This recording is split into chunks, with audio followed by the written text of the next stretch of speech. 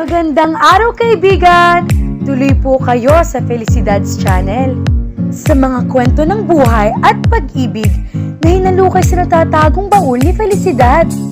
Pero bago po tayo magpatuloy, huwag niyo pong kalilimutan na i-like ang video, i-subscribe ang channel, at i-click ang notification bell para lagi kayong updated sa mga parating pa na upload. Hindi niya maipaliwanag ang kabang pumuno sa kanyang dibdib. Pupuntahan ba niya ang hasyenda? Anong sasabihin niya sa mga taong nakatira doon? Nagdadalawang isip siya kung tutuloy ba siya dito. Nang matanaw niyang paparating ang isang Fortuner na kulay silver. Hinintuan siya ng tapmapat ito sa kanya. Pinahinto ng pasahero ang driver sa tapat ng sasakyan. Bumukas ang bintana at inilabas ang batang sakay noon ang kanyang ulo. May kasama itong isang matandang babae. Hi, bati nito. Kahit ang driver sa tabi nito, a good-looking young man, ay kinakitaan din ng pagkamangha. Oh my God, and I thought you were... Hindi bali na. Iwanasiwas ito ang kamay at tuloy-tuloy sa pagsasalita. Sa hasyenda ba ang tungo mo? Inilabas ito ang ulo sa bintana at sinipat ng husto. Maganda ang babae. May kulay ang maiksing buhok nito. Maganda ang mga mata na kulay brown. Magandang umaga, bati niya. Pagkatapos ay bumaba ang batang babae sa sasakyan at lumapit sa sasakyan niya. Sa tingin niya ay mas bata ito sa kanya ng 2 taon. May kaliitan ito, pero litaw ang itinatagong kurba ng katawan. Kyle glanced at the woman with a silent envy. Sino ka? Tanong ng babae. Ibig kong sabihin, may kailangan ka ba o may hinahanap ka sa hasyenda, Manalo? Baka may maitutulong ako. Friend ko kasi ang may-ari ng hasyenda. Wika ng babae. Tumawa si Kyle pero hindi niya malaman ang isasagot. Hindi niya malaman kung paano ba siya magsisimula. Pagkatapos ay lumabas din siya ng sasakyan. Umatras ng isang hakbang ang dalaga upang hindi makaabala sa pagbaba niya. Siguro bakasyonista ka sa lugar na ito. Muling tanong ng babae. Ako nga pala si Agatha Andres. Sabay lahad sa kanyang kamay. Siya naman si Romel. Kaagad tinanggap ni Kyle ang kamay ni Agatha. Kyle Robles. Diyan ako naka-check-in sa Overview Hotel. Ah, makahulugang sabi ng babae. Hindi na ito pinansin ni Kyle. Pinagmasdan niya ang paligid. Wala namang ibang matatanaw kundi malalaking puno. Anong tawag sa punong iyon? Tanong ni Kyle. Yan siguro ang nakatawag ng pansin mo. Kaya ka napahinto dito sa tapat ng hasyenda. Nakakatawang wika ni Agatha. Puno ng buli yan. Marami dito sa isla. Yan ang pangunahing produkto ng mga taga rito. Gumagawa sila ng banig na buli at matamis na pakaskas. Pwede ring gawing alak at tuba iyan. She smiled back. Gusto ko ang lugar na ito. Baka meron ka ngang alam na paupahan na mas makakamura ako. Sa Overview Hotel kasi ako nagstay. Medyo may kamahalan. Baka maubos ang budget ko kung magtatagal ako roon. Mga 2 weeks siguro akong titigil dito. Sabi ni Kyle kay Agatha. Mabait si Agatha. Meron akong alam na lugar, hindi ba Romel? Her eyes were soft as she looked at the young man who smiled back. Simon, kanina pa may sinasabi itong anak mo sa akin. Hindi ko naman maintindihan. Nagtatanong na sabi ni Arthur Manalo at tinitingnan ang batang si Zoe sa likuran kasama ang kanyang yaya. Totoo po, Tito Art, sabi ng antok na bata. Kahit pumunta pa po kayo sa hotel para makita ninyo ang babae. Tinamaan ko nga po siya ng ball habang naglalaro ako. Pero hindi siya nagalit sa akin. Kagaya ni Tita Raquel na palaging nagagalit. Kwento ni Zoe. Kumunot ang noo ni Simon at sinipat ang naghihikab na anak sa likuran mula sa rearview mirror. Bakit hindi mo sinabi sa akin na natamaan mo siya ng bola? His tone was reprimanding. Daddy, hindi ko naman po sinasadya. Sorry po. Kay Kyle ka dapat mag-sorry, anak. Sino si Kyle? Tanong ni Arthur na nagtataka sa takbo ng usapan ng mag-ama. Ang babaeng ikinekwento ng anak ko sa'yo. Nagkita na kami sa isang restaurant, tinulungan ko siyang magpalit ng flat na gulong niya. Sinulya pa niya sandali si Arthur na tumungo. Kung nanggagaling sila sa Maynila, ay karaniwan nang doon sila naghahapunan kahit lampas na sa oras. Talaga? sabi ng interesadong boses ni Arthur. Hindi ko naman akalain na dito pala sa isla ang tungo niya. Doon siya tumuloy sa hotel. Ano naman ang sinasabi ng batang ito tungkol sa magandang guest natin? Bakit parang interesado si Zoe sa babae? Patuloy ni Arthur. Nagmaniobra muna si Simon ng sasakyan, palabas ng airport, bago niya sagutin ang tanong ni Arthur. Hindi ka maniniwala. Kamukha siya ni... Huminto muna siya saglit, Elizabeth. Kaya nakuhang interes ni Zoe nang makita siya. Arthur went still at the mention of his wife's name. Pagkatapos ay tiningnan ng bata na nakatulog na sa kandungan ng yaya. Itinuring na kasing ina at lola ni Zoe si Elizabeth. Kaya alam kong sobrang namimiss na din niya ang asawa ko. We miss her so much. Malungkot na sabi ni Arthur. Hindi na nakasagot si Simon at tumutok na lamang sa pagmamaneho. Parehong malaki ang epekto kay Arthur at Zoe sa pagkawala ni Elizabeth. Kamukha ba talaga? Tanong ulit ni Arthur. Nag-igtingan ng masal sa mukha ni Simon. Tumango siya. Para siyang batang Elizabeth. Nagkaiba lamang ang kanilang kulay at mas matangkad siya. Arthur frowned. Sino siya? He shrugged. Ang magandang mukha nito ay nang matitigan niya sa elevator ay gumuhit sa balintataw niya.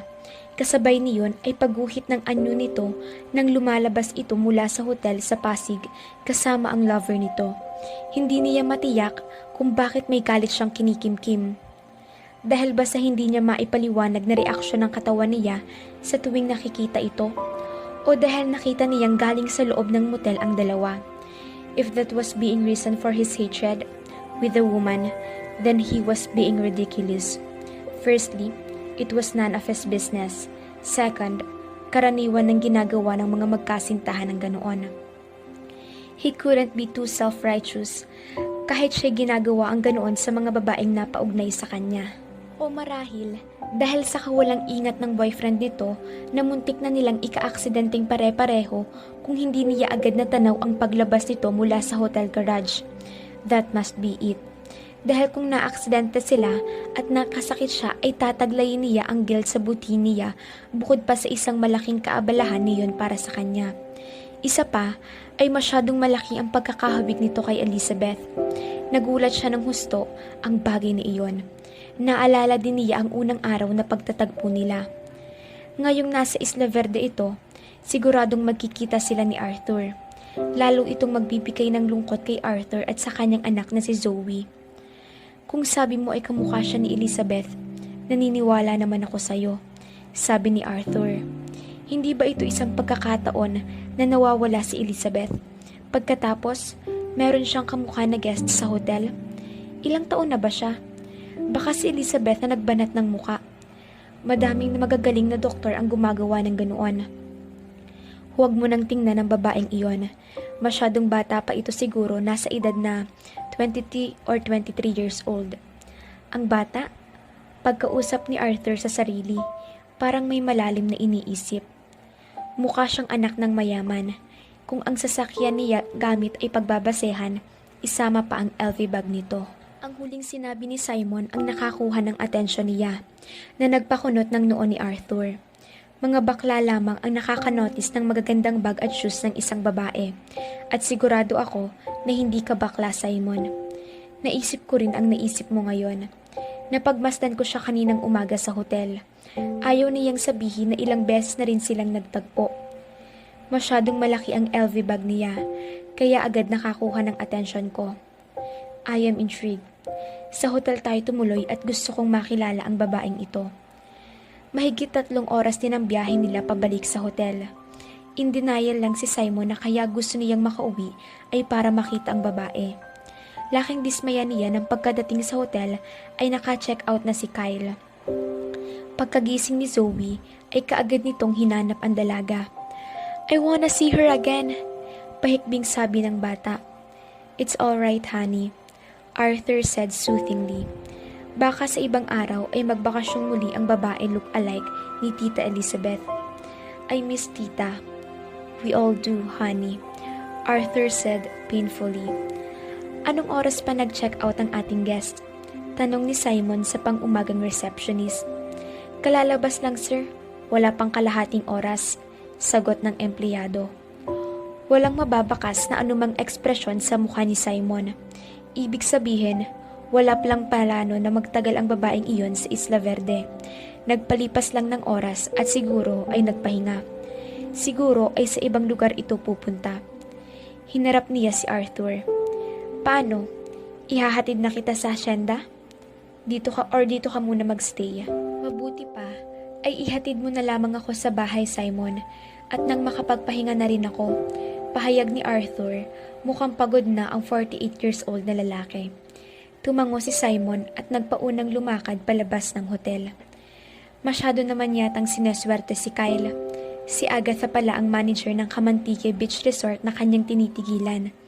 At isa sa madaming cottage na nakaharap sa malawak na karagatan ang pinarentahan sa kanya sa murang halaga. Dahil hindi naman summer at kaunti lamang ang dumarayo na turista kapag ganoong panahon, kaya maraming bakanteng kubo at kwarto sa Kamantique Beach and Diving Resort. At nakapromo ang bayad sa mga cottage. Actually, sa 5 malaking cottages ay iisa lang ang okupado. Pinili niya ang panghuling cottage na malayo sa 4. Wari ay bagong karagdagan ng cottage. Marahil ay may mga 20 yarda sa likod ng cottage ang katamtamang laki ng swimming pool na tila higanteng paa ng tao ang hugis.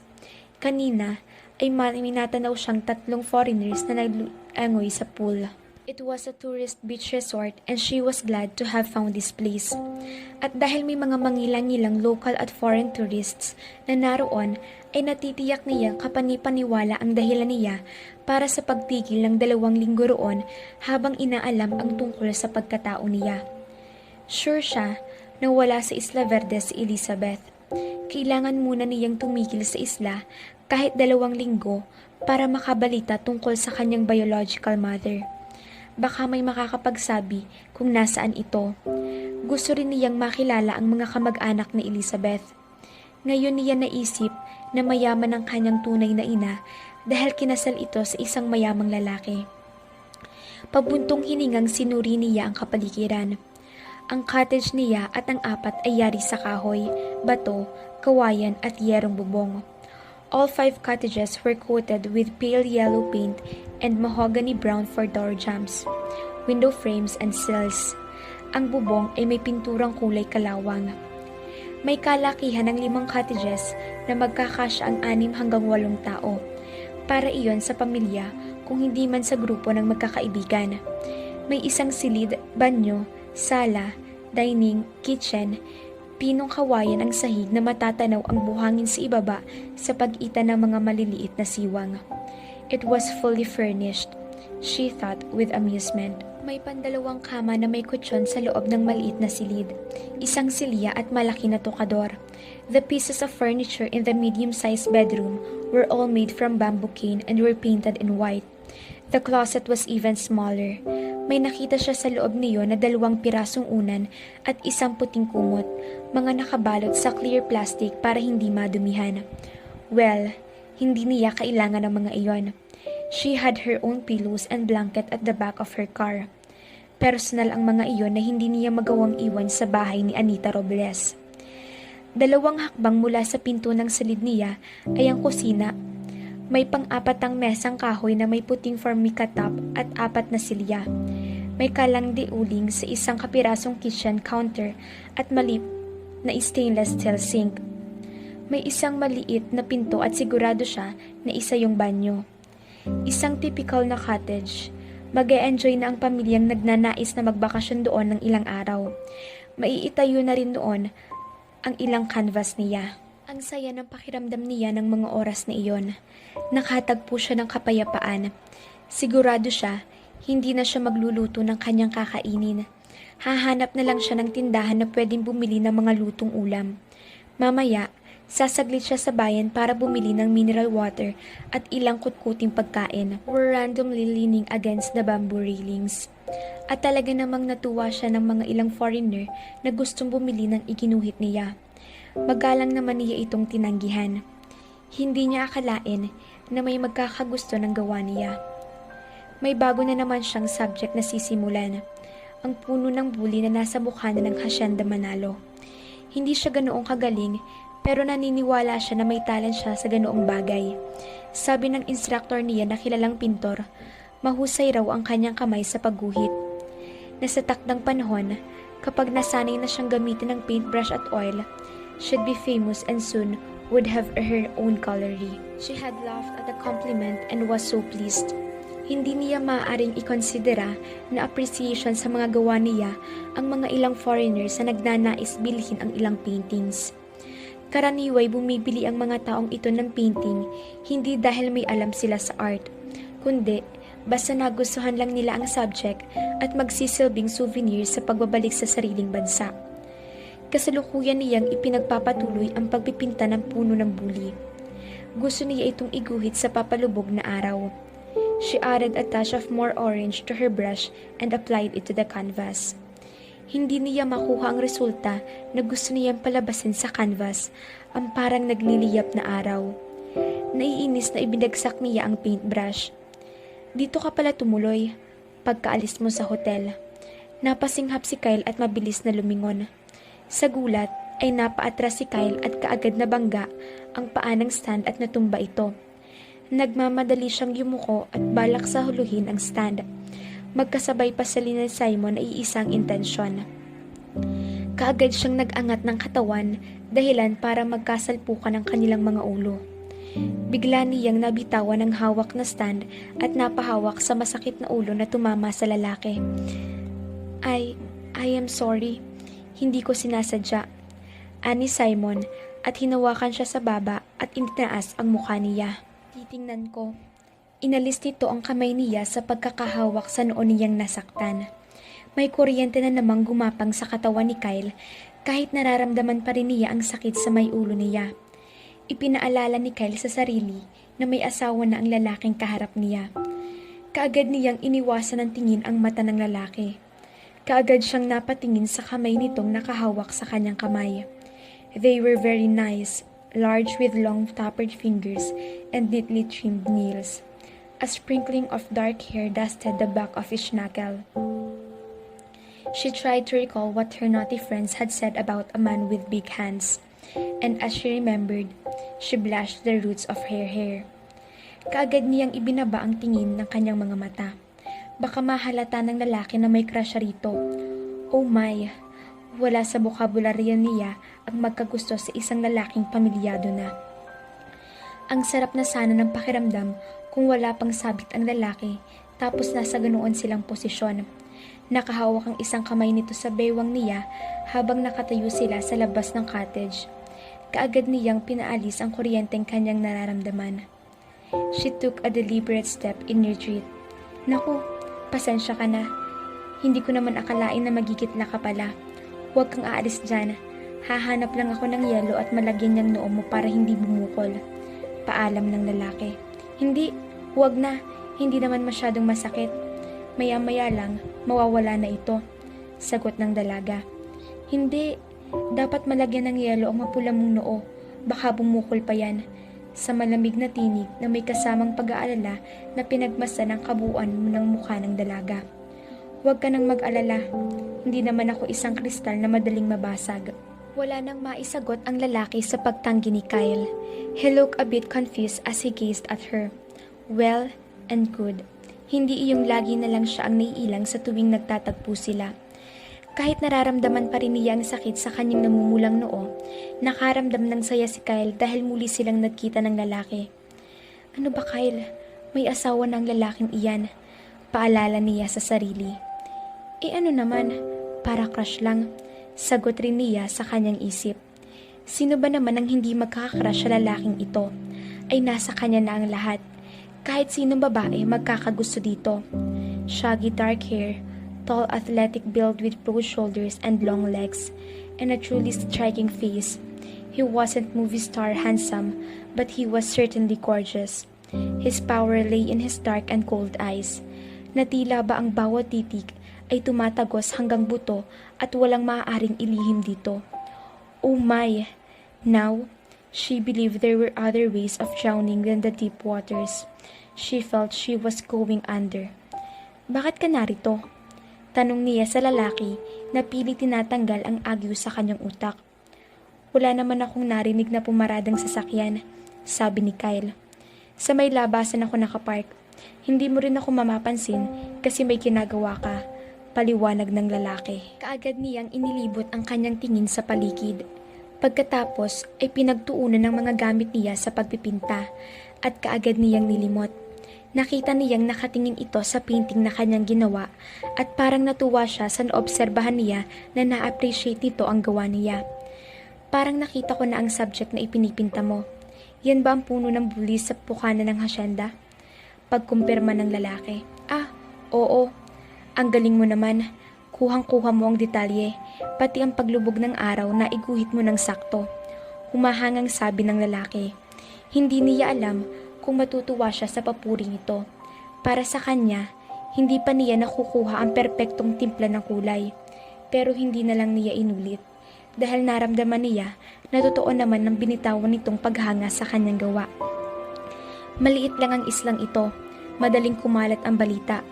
Sabi nito sa seryosong tinig at tuluyang nawala ang pagkakaibigang tinig.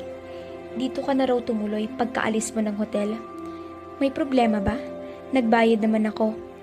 Alam mo bang nagdudulot ka ng ingay sa islang ito, Miss Robles? Ano ang ibig mong sabihin at paano mo nalaman ang pangalan ko? Ah, oo nga pala. Ikaw ang may-ari ng hotel. Madaling buklatin ang records.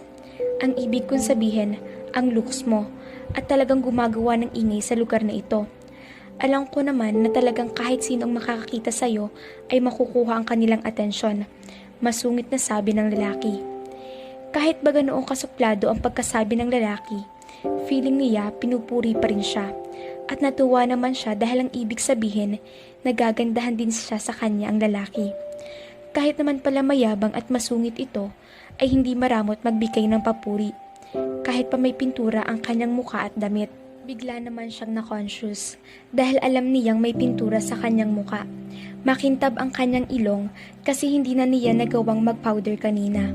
Kung nalaman lang niya na darating ang lalaki, sana nakapag-ayos man lang siya. OMG, ano bang nangyayari sa kanya? May asawa na ito.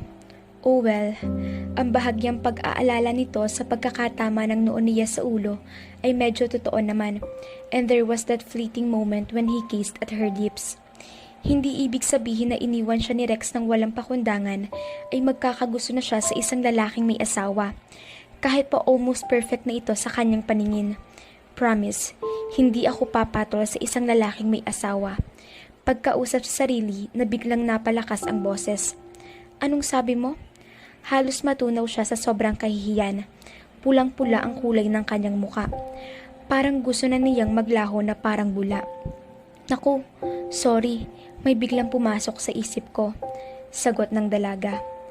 Aabutin sana ng lalaki ang muka niya, pero kaagad nitong inihinto. Meron kang pintura sa muka mo, sabi nito.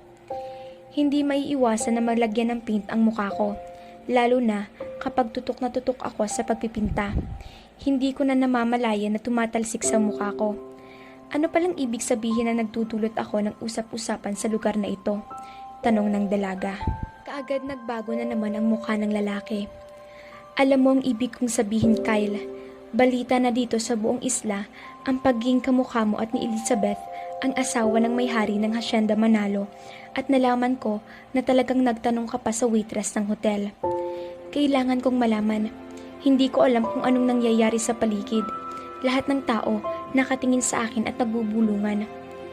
Ano nga ba ang dahilan at narito ka sa Isla Verde? Kyle Robles. Ang daming magagandang tourist spot sa Northern Luzon. Bakit dito? Naiinis na hinawi niya ang nagkalat niyang buhok sa kanyang muka. Ano ba ang masama? Ipinagbabawal ba sa lugar na ito na pumunta ang isang tao na gustong magbakasyon? Wala naman sumita sa akin at nanghingi ng passport. Wala itong maisagot. Pagkatapos ay tumingin siya sa kanyang canvas. Gaano ka katagal sa lugar na ito? Tanong ng lalaki. Bakit ba pakiramdam ko ay pinapalayas mo ako sa lugar na ito? May ginawa pa akong mali sa batas dito? Pagkatapos ay dinuro-duro ang dibdib ng lalaki sa galit na nararamdaman niya. Alam ko, wala pa naman akong napapatay sa lugar na ito at wala kang pakialam kung gusto kong tumikil ng matagal sa islang ito. Kaagad na hinuli ng lalaki ang kanyang kamay at ayaw pakawalan. Until she cleared her throat. May kailangan pa akong tapusin.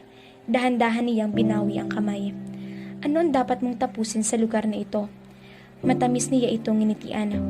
Pagkatapos kong ipinta ang magandang coral reef sa lugar na ito, kabalitaan kasi ang ganda. Isang buntong hininga ang pinakawalan ng lalaki. Nawari ay binibigyan siya ng babala. Humahanap ka ng gulo, Kyle. Bakit? Dahil ba kamukha ako ni Elizabeth Manalo?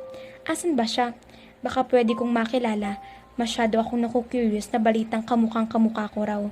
Siguro, nanaisin rin niyang makilala ang carbon copy ng mukha niya. Iyan ba ang sadya mo? Ang makaharap at makilala si Elizabeth Manalo? Lumayo siya ng tingin.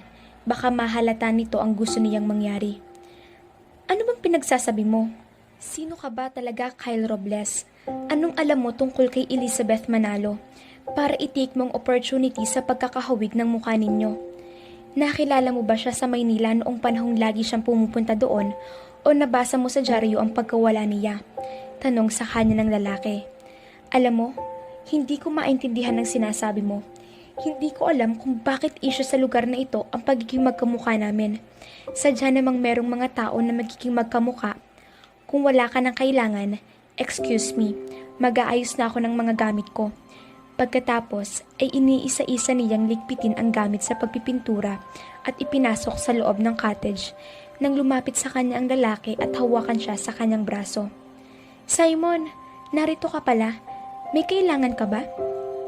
Kaagad binitawan ni Simon ang pagkakahawak sa braso ni Kyle. Sabay nilang tiningnan ang kalpaparating na si Agatha. Kumusta, Agatha? Bati ni Simon sa babae na sa isang iglap ay gumanda ang muka. Napailing na lang si Kyle. Marunong naman palang tumawa ang lalaking ito eh. Ibig sabihin, sa kanya lang ito galit. Nakarating na pala sa iyo ang balita na dito lumipat si Kyle pagkaalis sa hotel mo. Masayang sabi ni Agatha. Kilala mo na ba si Simon, Kyle? Tanong nito sa kanya. Oo, 4 na beses na yata kaming nagkita. Tumaas ang isang kilay ni Agatha sa sagot ni Kyle.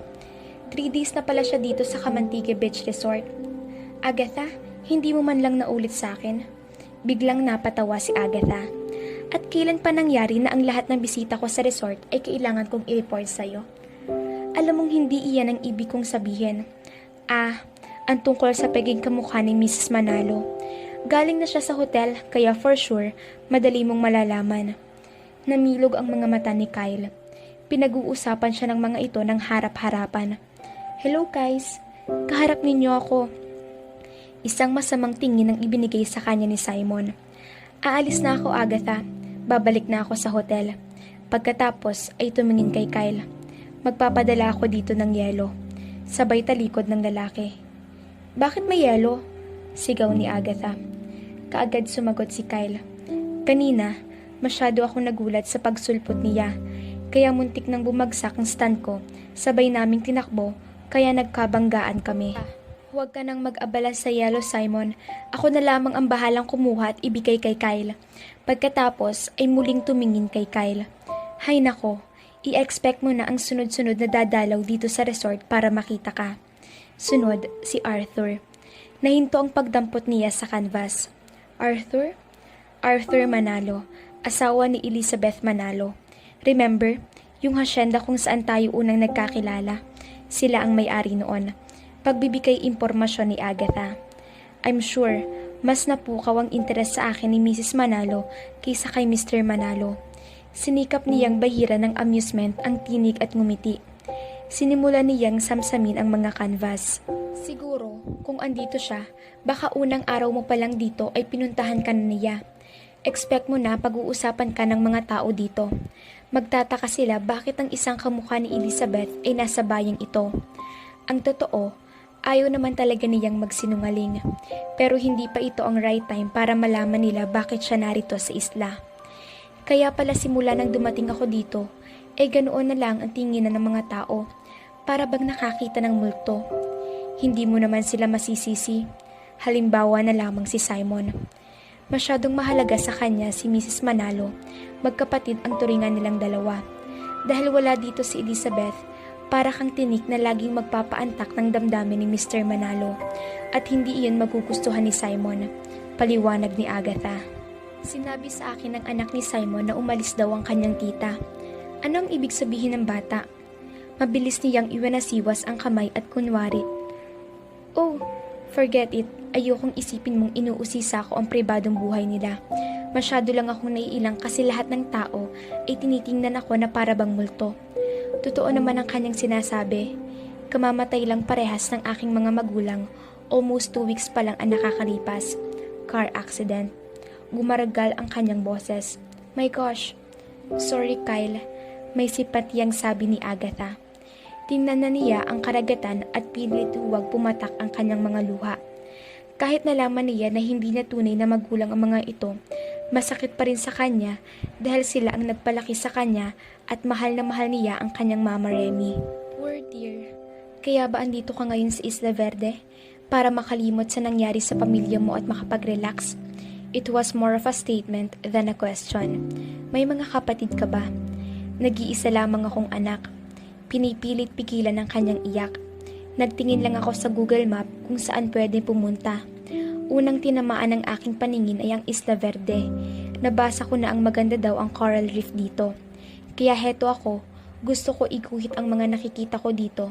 At sana, bago ako umalis makapag-dive din ako para makita ko ang ilalim ng dagat. Pero hindi naman ako marunong sumisid. Ilang sandali na walang nakapagsalita sa kadalawa. Pero mas madaming magagandang matutuluyan sa katabing bayan ng Isla Verde. Nagtanong ako sa gas station. Ang Overview Hotel ang itinuro sa akin. Sa unawa ko ay ang Overview Hotel ang pinakamaayos na tutuluyan kaya dito ako napapunta.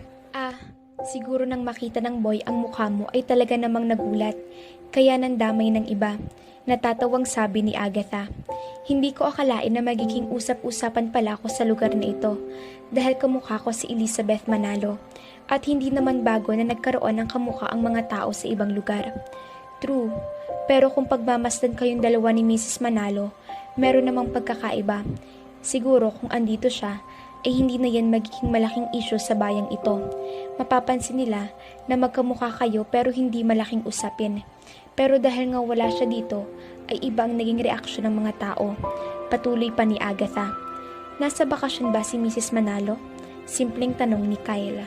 Hala mga ka-felicidad, bakit mukhang nagkaribok ang mga tao sa isla nang dumating si Kyle? Ano bang nangyari kay Mrs. Manalo at gaano na lamang kung pag-usapan ang pagkakahawig nila ni Kyle at ng asawa ng may-ari ng hasyenda? Nakakainis naman. Parang nagkagusto pa yata ang ating bida sa lalaking may pananagutan na. Pero bakit naman excited din si Simon na makita ang ating dalaga? Totoo kayang may asawa na si Simon dahil may anak na ito? Mga ka-felicidad, abangan natin ang mga kapanapanabik na mangyayari sa buhay ng dalaga sa Isla Verde.